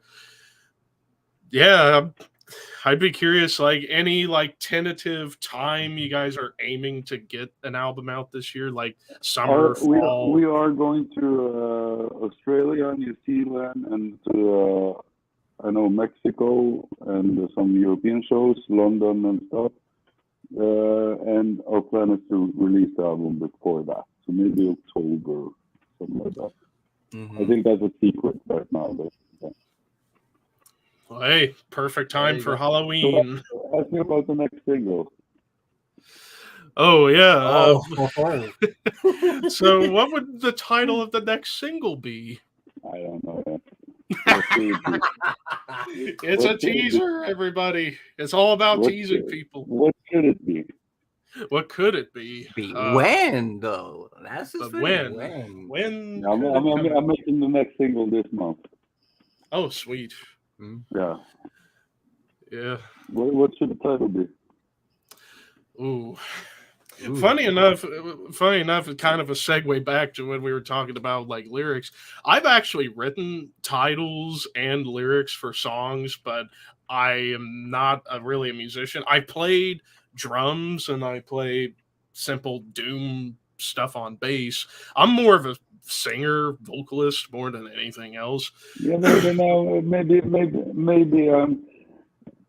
if I'm stuck, maybe I just take your suggestion and create a song out of that. So what's the title?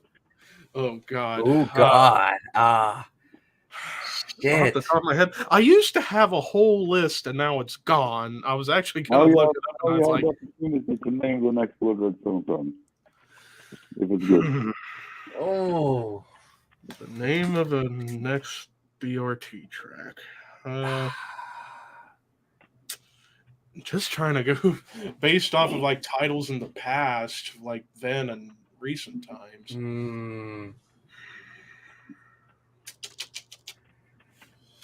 No, not that. Ricky, I'll let you try and figure it out. I'm trying to think. I'm trying to think what I'm trying my fucking brain trying to think what I could say. I have a word, but I'm trying to find what else I could go with that. I was gonna say something because a buddy of mine asked me for like a YouTube thing he was doing. If I were to name like a wrestling pay-per-view, I came up with something like Immortal Kombat as a play on Mortal Kombat. I was thinking something like Immortality Denied or something like that. It's a little bit too simple. I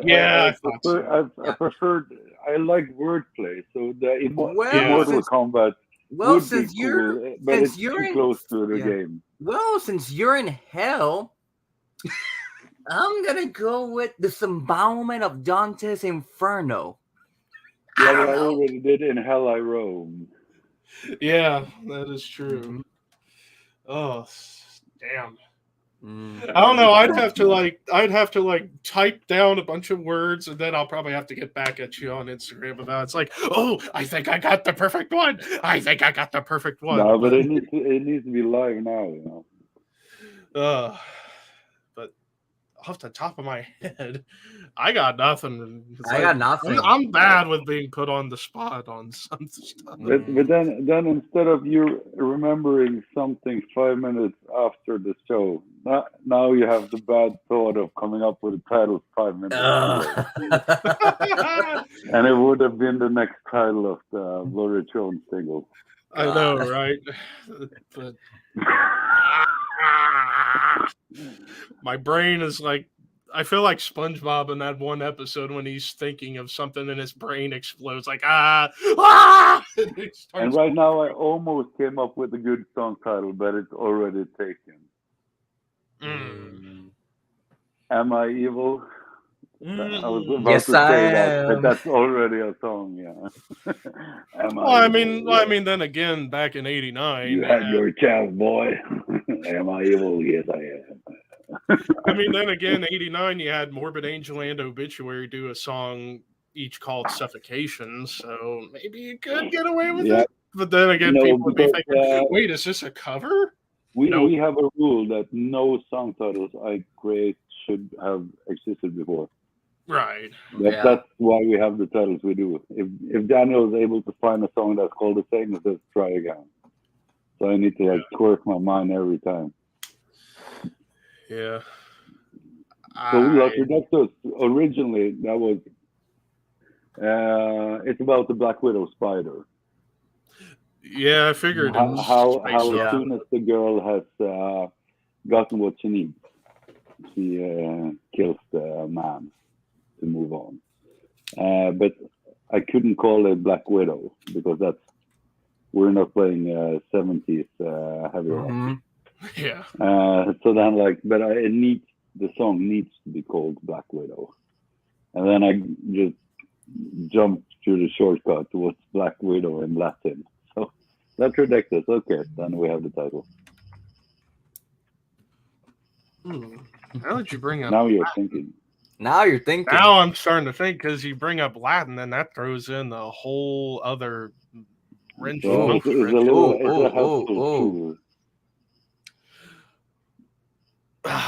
don't know if this title has ever been used by a band, but I brought up like Immortal Kombat and such like that. What about the Latin word for immortal, Immortalis? But I'm thinking that's really that's actually really cool, but it's too simple. But I do like the title though. Yeah, I mean that does have a cool ring to it. Now that I think. If you play speed metal with dark, deep growls, that would be cool. Mm-hmm. Immortalis.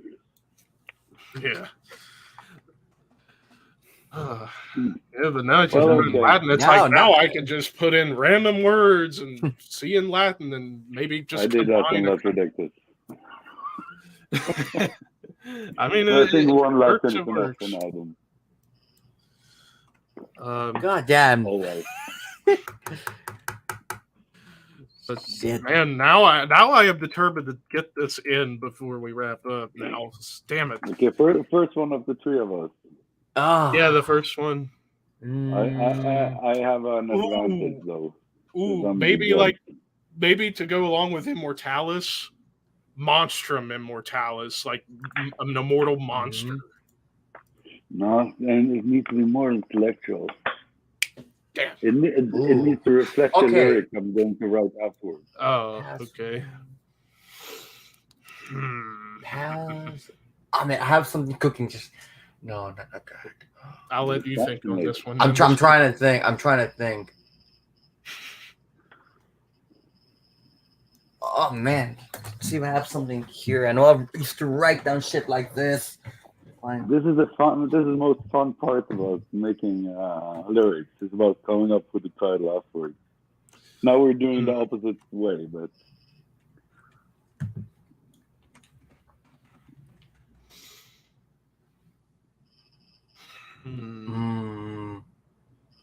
no, not that. It's too simple.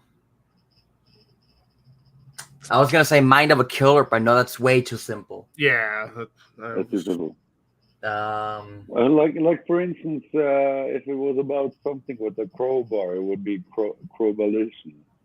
You know, that's a stupid example, but you know what I mean. Just mixing up words. You know? It's like detonation, detonation with that.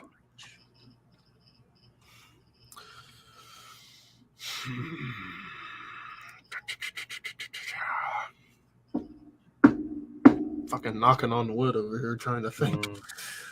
And also, like what I do is it's about how the word sounds to make what kind of emotion just the sound makes. Like a word bury, you know, bury that creates a deepness. That bury something would be good for a song that's a little slow or like low tempo, dark, you know. But as you said, more Immortalis. That sounds like a song. You know, I'm trying to think of the wordplay and how the sound of the word also fits the feeling of the song. Well, so it's a very open song. La Prodectus is a very open, articulate song. Yeah, I might have come up with one. Like I was looking up a few other words in Latin. Like I was trying to go for like destroyer of life in Latin, so it'd be like God, I cannot fucking speak today. Paradio de Vita. Pereiro de Vita. Pereiro de Vida. Yeah, that you. That's better for Morbid Angel or Gorgory. Yeah. Yeah, that does feel like something Morbid Angel would do. Now that I think about it. It needs to be short and sweet. Short and sweet. Brutal. Oh yeah.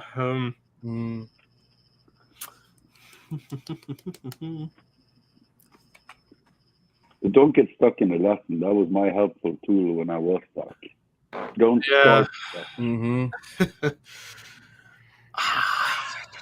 Why am I having Vital Remains on the fucking brand right now? But now you're part of my process. This is I think this is fun.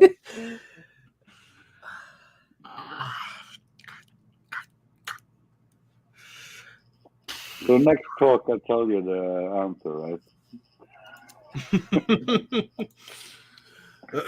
Oh god. Shit. The next talk I write the whole lyric on live. We can do the process of everything. Nobody would watch it, but who cares? Or you care? It's your channel. Let's see what else. You know what helps? Listening to the song first. We haven't done that. Oh, yeah. If only I know. It's like if only certain things weren't in play. Usually the song, it really the song would. tells me the lyric. Yeah. It really the would. Song tells, the The song tells me what emotions I get.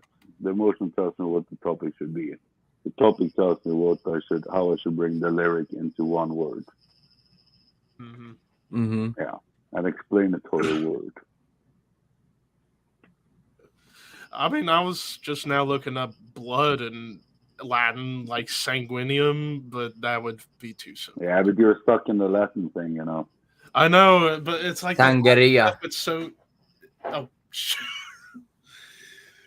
Oh, now you make me want to drink sangrias now. So, I'm drinking red wine. But yeah, just a short, sweet to the point, yet somewhat catchy title. I think time's up. If only I did not delete off of my computer the long list of titles that I did have. But the fun thing is that you could have named the next word something. I swear, once we finish this, I'm gonna think of something like, "Oh, I got it!" I swear, like to God, even better. happen. I swear, it's like if we somehow think of something, it's like, maybe that wasn't good, and then I'll think of something else. It's this like, is why it takes 3 weeks to write the lyrics, because it won't come if I force it. Someday it comes, and right. then everything flows. But you can't force creativity, Mm-hmm. So now this yeah. Hope you got a little bit out of this. Yeah. I did. Good one. I thank you guys for a great this was fun. This was a very fun. You definitely got us thinking, like making us use our heads. Good. What are we without our heads? I know, right? Mm-hmm. Just a bunch of sexy bodies, right? What do we want? Head. When do we want it? Head. Yesterday. Yeah, thank you very much for being on the show, Bold. This was a very thought-provoking episode for damn sure, and definitely one of the most fun we've had too. But before you go, if you guys who are watching this episode that hasn't checked out that new BRT song, Lactrodectus, fucking check it out, whether it's on YouTube, Spotify, Apple Music, Amazon Music. Mm-hmm. Just check it out because it's kick ass. And while you're at it, pick up Imperial Congregation. I'm basically your poster boy at this point here in the States. So there you go. But your local record shop, nuclearblast.com. And always remember to stay brutal. Damn right. Damn right. Yeah, fuck yeah. But thank you all who stuck around for the live stream. But until next time, everybody watching, keep your horns high, but most importantly, keep your dreams wet. Yeah. But your bed dry.